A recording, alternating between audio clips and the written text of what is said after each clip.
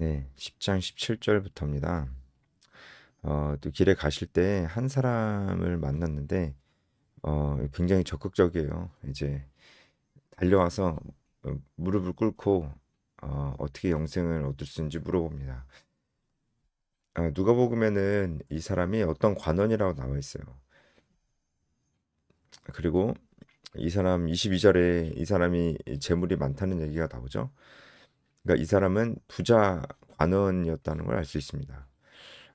이렇게 부자가 뭔가 자기 자존심까지 내려놓고 이렇게 뭐 달려와서 무릎을 꿇는 게 정말 쉽지 않은데 그것도 관원이고 부자잖아요. 돈과 명예가 다 있는 것 같은데 이렇게 무릎을 꿇는 게 쉽지가 않은데 이것만 보면 어쨌든 대단한 사람으로 보입니다.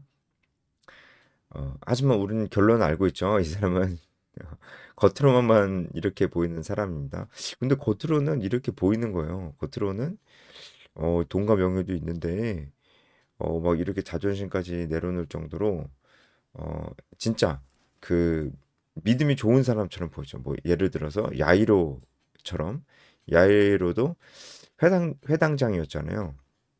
회당장이고 이제 부자였는데 어 자존심을 다 내려놓고 예수님 앞에 무릎을 꿇잖아요. 근데 야이로의 믿음은 정말 예수님께 칭찬받는 믿음이었습니다. 그런데 이 사람은 그렇지 않습니다. 겉으로 보기에는 똑같아 보인다는 거예요. 어, 오늘 그 말씀이 우리에게 말씀해 주시려고 하는 것이 이것입니다. 겉으로 보기에는 어, 괜찮아 보이고 하물며 대단해 보일 수도 있다는 거예요. 겉으로 보기에는 믿음이 좋아 보일 수도 있다는 거예요. 그런데 결론은 아니라는 겁니다.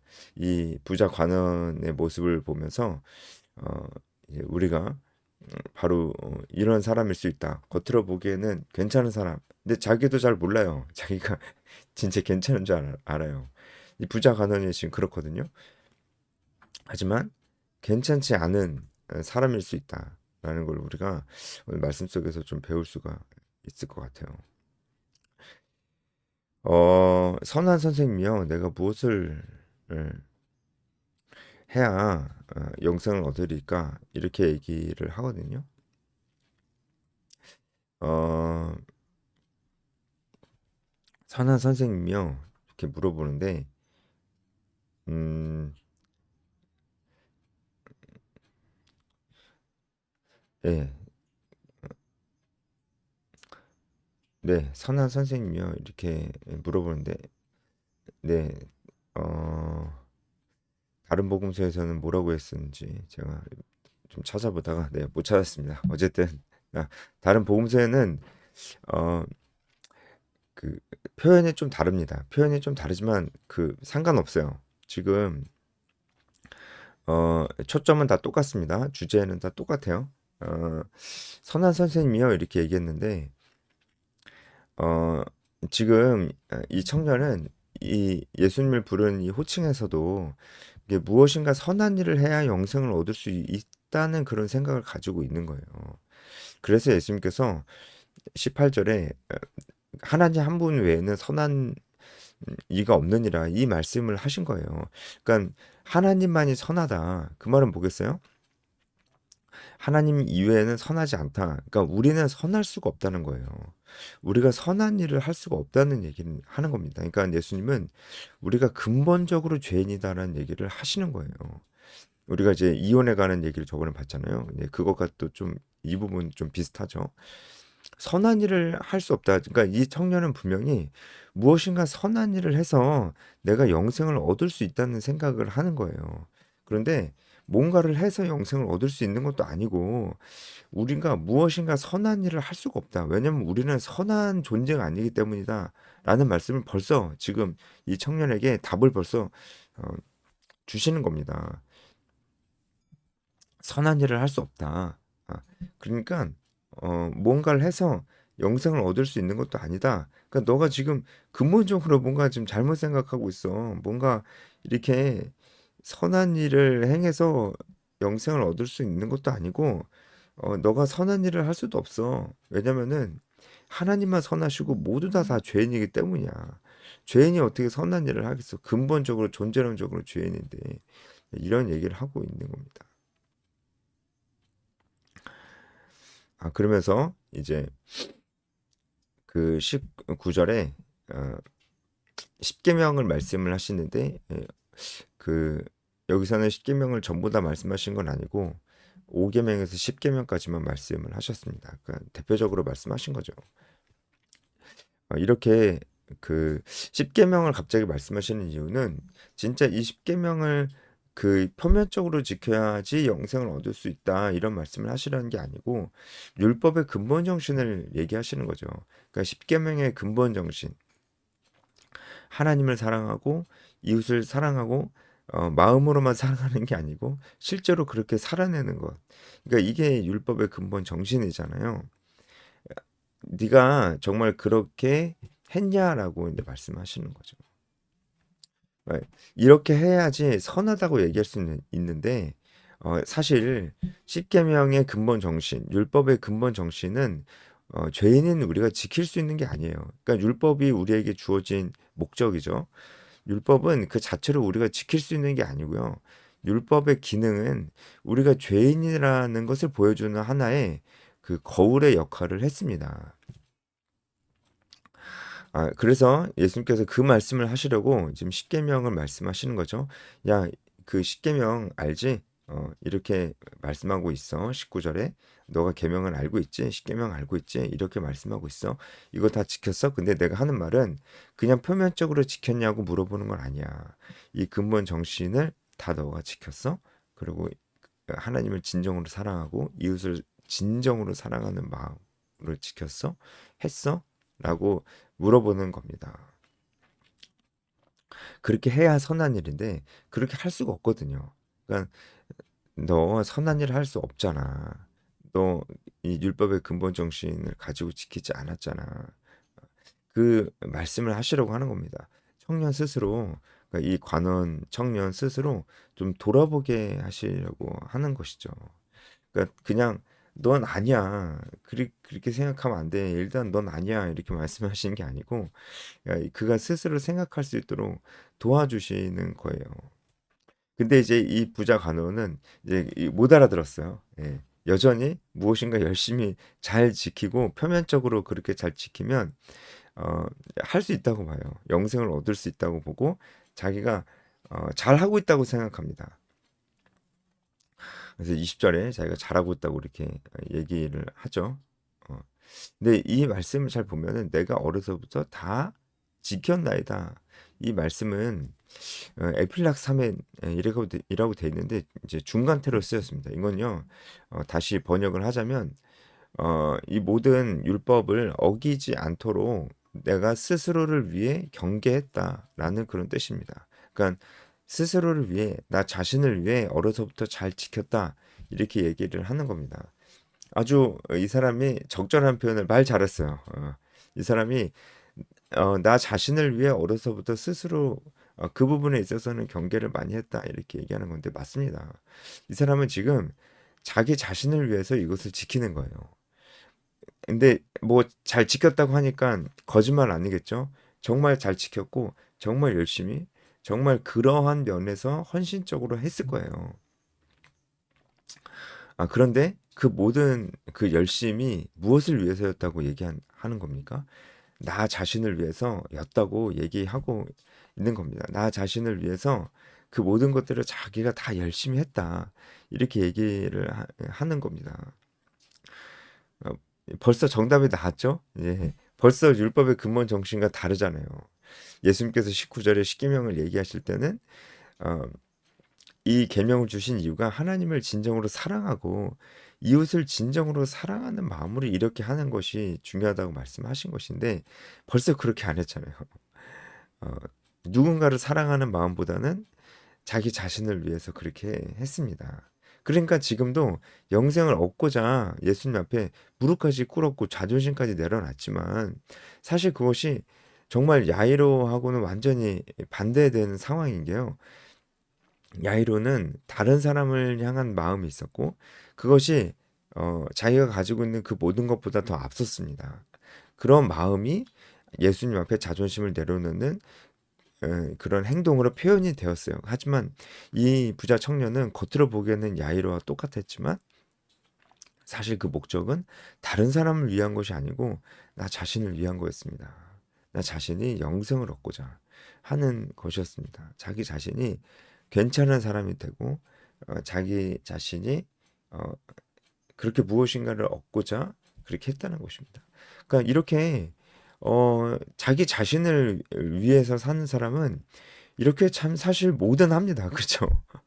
자기 자신을 위해서 사는 사람도 굉장히 막 다 무엇인가 다 버리면서 살 수도 있고 굉장히 독하게 살 수도 있고 합니다. 그런데 그거는 사실은 하나님 말씀대로 사는 게 아니라는 거예요. 겉으로 보기에는 그렇게 보일 수 있지만 사실은 그렇지 않다는 겁니다. 왜냐하면 자기 자신만을 위해서 살기 때문에 그렇습니다. 그러니까 겉으로 보기에는 십계명 지키고 계명을 지키고 그것을 어려서부터 지켜서 정말 문제가 없는 것처럼 보이지만 사실은 자기 자신을 위해서 그렇게 살고 있다면은 그것은 어, 율법의 근본 정신, 우리가 율법을 지금 그대로 지킬 필요는 없지만 율법의 근본 정신은 오히려 우리가 더 그 근원 정신은 더 잘 지켜야 됩니다. 예수님께서 오셨고 성령께서 함께 하시기 때문에 우리는 그 율법의 근원 정신은 더 잘 지켜야 됩니다. 그런데 우리도 정말 이 부자 관원 청년처럼 정말 겉으로 보기에는 되게 신실해 보일 수 있고 헌신적으로 보일 수 있고 무엇인가 열심히 하고 교회 봉사 열심히 하고 어 교회도 열심히 나가고 뭔가 그 뭐 개인 경건 생활도 잘하고 있을 수 있어요. 그런 것도 잘해 보이고 잘해 보이는 것처럼 보일 수 있지만 그 근본 마음이 나 자신을 위한 것이야. 이거는 다 나를 위한 것이야. 그게 퍼스트야. 그게 나 자신을 위한 것이 퍼스트야. 이렇게 생각하고 있다면 그건 아니라는 겁니다. 여러분 물론 내 자신이 중요해요. 다른 사람을 영적으로 돕기 전에 일단은 내가 먼저 사는 게 맞는 겁니다. 하지만 그것도 내가 하나님을 진정으로 사랑해서여야 합니다. 내가 하나님을 진정으로 사랑해서 내가 말씀과 기도 생활을 열심히 하려고 하는 것이지 말씀과 기도 생활을 열심히 해서 내가 무엇인가 영적으로 레벨업 하는 것이 목적이 돼서는 안 된다는 거예요. 하나님을 향한 진정으로 사랑하는 마음, 내가 가지고 있는 그 어떤 것보다 하나님을 사랑하는 마음이 내가 개인 경건 생활을 위해서 내 시간을 내는 것으로 표현이 되는 것이지 내가 개인적인 경건 생활을 해서 무엇인가 내가 레벨업하고 보여주기 위해서 그렇게 한다. 그런 거는 정말 이 청년 관원과도 같고 아무 소용이 없는 것입니다. 그런 것은요. 예수님께서 근데 이 사람을 사랑하셨어요. 21절에. 이런 사람도 사랑하셨습니다. 그러니까 이것은 또 정말 역설적인 걸 보여주는데요. 뭐냐면요. 지금 이 그 청년은 하나님을 사랑하지 않아요. 그런데 겉으로 보기에는 되게 사랑하는 것처럼 보입니다. 어, 그런데 사실은 진짜 어, 이 청년을 하나님을 사랑하지 않는데 하나님은 이 청년을 사랑하신다고요. 예수님이 이 청년을 사랑하신다고. 이 청년은 예수님 사랑하지 않는데 예수님은 이 청년을 사랑하신다고요. 뭐가 더 중요한지를 보여주잖아요. 뭐가 더 중요합니까? 정말 사랑하는 그 마음이 더 중요한 한 겁니다. 하나님을 정말 사랑하는 그 마음, 그 마음이 그리고 하나님을 진정으로 사랑하는 마음이 제일 중요해요. 그리고 하나님을 진정으로 사랑하는 마음이 우리 안에 있다면 다른 사람을 사랑하지 않을 수가 없는 겁니다.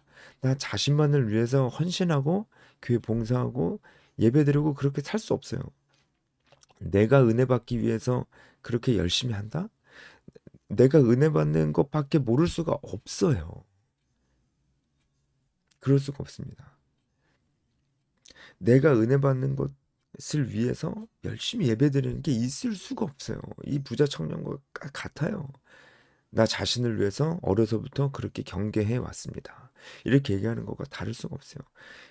이 부자 청년은 하나님을 사랑하지 않았는데 예수님은 이 부자 청년을 사랑하셨습니다. 지금 이 사랑하는 마음이 가장 중요하다는 것이 포커싱 되고 있죠. 우리가 하나님을 진짜 사랑하면 다른 사람을 사랑하지 않을 수가 없어요. 다른 사람을 사랑한다면 우리의 시간과 물질로 그 마음이 표현이 되게 돼 있습니다. 우리가 헌금하고 후원만 많이 할 수 없어요. 반드시 한 영혼을 정말 사랑할 수 있는 길은 그를 위해서 시간을 내는 것이고 마음을 쏟는 겁니다. 그리고 전략적으로 그에게 다가가는 것입니다. 무대뽀로 하지 않아요. 내가 정말 한 영혼을 세우는 것을 중요하게 여긴다면 우리는 계획을 세웁니다. 우리는 중요하다고 생각하는 것을 항상 계획을 세우기 때문에 중요하다고 생각하는데 계획이 없는 사람이 어디 있어요? 예, 결혼이 중요하잖아요.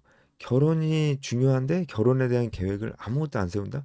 결혼 날짜가 언제인지, 언제 결혼식을 할지, 위치는 어딜지 이런 계획이 아무것도 없다? 그런 사람 없잖아요. 우리가 한 영혼을 중요하게 여긴다면 계획을 세우고 전략적으로 접근합니다. 그리고 그 전략은 결국은 제자를 삼는 겁니다. 제자를 삼는 게 최고와 최선의 전략입니다. 어떻게 하냐고요? 예수님 우리에게 알려주셨어요.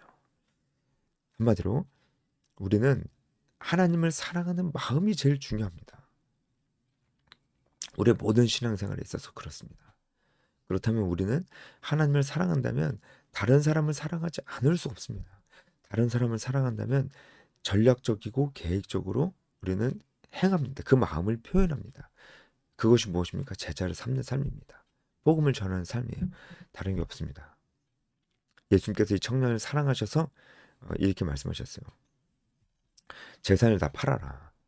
근데 이렇게 말씀하신 이유는 전곡을 찌르신 거예요. 이 청년의 마음을 알기 때문에 이 청년의 마음은 사실은 하나님을 그리고 이웃을 그렇게까지 사랑하지 않고 사실은 재물을 더 사랑했다는 거예요. 더 궁극적으로 얘기를 하자면 사실은 자기 자신을 더 사랑했다는 거예요. 하나님보다 이웃보다 나 자신을 더 사랑했고 나 자신을 사랑함이 그러니까 이것은 이기적인 사랑이에요. 이기적인 사랑이에요. 나 자신을 이기적으로 사랑함이 지금까지의 그 열심을 만들어냈다라는 것을 드러내시라고 하는 겁니다. 그러니까 드러났잖아요. 결국은 그 재물을 팔지 못하잖아요. 여러분, 우리는 우리 자신을 사랑해야 됩니다. 그거 맞아요. 나 자신을 사랑하지 말라는 게 아닙니다. 그런데 하나님을 사랑하면은 그 결과로 내가 내 자신을 사랑하게 되는 거예요. 그리고 또한 그 결과로 다른 사람을 사랑하게 되는 겁니다. 그런데 이 청년은 하나님보다 자기 자신을 더 사랑했다는 것입니다. 그러니까 나 자신을 사랑하는 결과로 다른 사람을 사랑하는 것으로 이어지지 않았어요. 우리는 하나님을 사랑한다면 나 자신을 사랑하게 되고 나 자신을 사랑하고 다른 사람을 사랑하게 되는 결과로 나타나게 되는 거예요. 근데 이 부자 청년은 하나님을 사랑하지 않았어요. 그래서 그것이 예수님의 이 한마디 재산을 다 팔아라 이 한마디로 다 드러나게 되었습니다. 사실은 하나님도 이웃도 사랑하지 않았다. 드러나게 되었습니다. 여러분 이 말씀은 우리로 하여금 재산을 다 팔아라 이걸 적용하라는 말씀이 아니죠? 아닌 거 아시겠죠? 하나님을 진정으로 사랑하느냐라는 것을 물어보고 있습니다. 재물보다 더 사랑하느냐 물어보고 있는 겁니다. 그래서 이제 부자 얘기가 나오는데 예수님께서 이제 그 제자들에게 재물 있는 자는 하나님 나라에 들어가기 어렵다 이렇게 얘기하십니다. 이게 제자들에게 지금 교훈을 주시려고 하는 거예요. 왜냐하면 예수님이 지금 제자를 훈련시키는 것에 최우선순위를 두고 계시기 때문에 그렇습니다. 재물 있는 자는 하나님 나라에 들어가기 어렵다. 이것은 부자를 한마디로 까는 내용이 아니에요. 예, 부자 되세요. 부자 좋은 겁니다. 지금 그 부자가 되냐 안 되냐, 부자가 선하냐 선하지 않냐가 초점이 아닙니다. 이 부자 관원 청년은 부자였죠. 근데 문제가 부자였냐 아니냐가 문제가 아니었잖아요. 부자여도 사실 상관이 없었어요. 어떻게 한다면 정말 하나님과 이웃을 진정으로 사랑한다면 아무 문제가 없었습니다. 정말 자기의 재산을 다 팔았을 수도 있어요. 아니 예수님이 다 팔으라고 하지도 않았을 거예요. 진정으로 하나님과 이웃을 사랑한다면 다 팔으라고도 하지 않았을 겁니다. 오히려 그 재산을 잘 활용해서 다 팔지 말고 잘 활용해서 그 하나님 나라를 위해서 쓰라고 하셨을 거예요. 근데 이제 다 팔으라고 극단적으로 말씀하신 것은 청년이 잘 모르니까 자기가 문제가 없다고 생각하니까 그걸 드러내시려고 극단적으로 말씀하신 거지. 사실 청년의 마음이 문제가 없었다면 다 팔아라라고 하는 극단적인 말씀까지는 안 하셨을 거예요. 그러니까 초점이 부자가 나쁘다 이거 초점이 아니에요. 그러니까 초점이 바로 자기 자신만을 위하는 것이 문제가 있다라는 거예요. 되게 영적으로 보이는데 자기 자신만을 위한 것이 문제가 있다. 그러니까 이거는 우리도 정말 새겨 들어야 됩니다. 되게 영적으로 보이는데 예배 열심히 드리고 집회 다 막 집회 찾아다니고 뭐 어노인팅 마커스 집회 찾아다니고 금식기도 막 새벽기도 개근하고 그래도 나 자신만을 위해서 그렇게 하는 거면 그거 딱 이 부자 간원이에요. 그럴 수가 없어요. 어떻게 나 은혜 받는 거에만 관심이 있어서 열심히 내는 거 제자 훈련을 받고 아무리 그래도 다 소용없다니까요. 내가 잘 살아야지 된다. 나 은혜 받는 거. 나 잘 살기 위해서 그러기 위해서 열심을 내면은 그러기 위해서만 계속적으로 열심히 내는 것은 정말 의미가 없어요. 말이 안 돼요. 근데 사실 그게 진짜 그렇게 열심을 내요. 좋아요. 좋다 이거예요. 근데 정말 나 자신이 은혜를 받기 위해서 열심을 낸다. 좋아요. 진짜 좋다니까요. 근데 그렇게 만약에 했다면은 다른 사람에게 관심이 없을 수가 없어요. 아니 진짜 아니 다른 영혼에 대해서 그러니까 진짜 우리 교회 청년부 좋아요. 우리 교회 청년부 제자 훈련도 있어요. 뭐 이런 것도 있어요. 고난 주간 새벽기도 막 했어요. 좋아요. 우리 교회 청년부는 이런 것도 있어요. 단기 선교도 가요. 그래서 저 지금 너무 좋아요. 아니 좋다니까요. 예. 그러면 그 다음에는 어떻게 하실 건데요? 자기만 좋고 끝나요 그냥. 다른 청년에 대한 마음이 없어요. 어? 보세요. 지금 한국교회 청년들 청년부 공동체가 없는데 다 흩어져서 너무 외로워요. 근데 자기는 좋아요. 자기 좋으면 끝나는 거예요, 그냥. 그럴 수 있냐고요. 그럴 수가 없다니까요. 은혜를 받은 사람이 그럴 수가 없어요. 다른 사람을 돌아보지 않을 수가 없어요. 그런데 그렇지 않다는 거는 이 부자 청년이에요. 예? 자기밖에 모르는 거예요. 그 문제가 있다는 거예요. 그런 사람은 하나님 나라에 들어가기가 심히 어렵다. 그러니까 이건 이제 우리가 그렇다고 아닙니다, 여러분. 하나님 나라는 믿기만 하면 들어가요. 어, 믿기만 하면 들어갑니다. 다른 거 절대 아닙니다. 그러니까 이 얘기는 그렇게 하나님의 자녀가 됐는데 어, 계속 그렇게 사는 건 정말 문제가 있다라는 거예요. 자기만 은혜 받는 거 그것만 알면 사는 거는 문제가 있다 이 말씀입니다. 제자들이 24절에 그 말씀에 놀란 이유는 이들이 생각하기에 부자는 하나님의 축복을 받은 사람이라고 생각했기 때문에 그래요. 하나님이 사랑하시는 자는 재물을 준다고 생각했기 때문에 그게 맞는 말이에요. 사실 하나님이 사랑하시는 자에게 재물을 주십니다. 안 주실 수도 있어요. 근데 주시기 원하시고 주시는 경우도 아주 많아요. 그렇기 때문입니다.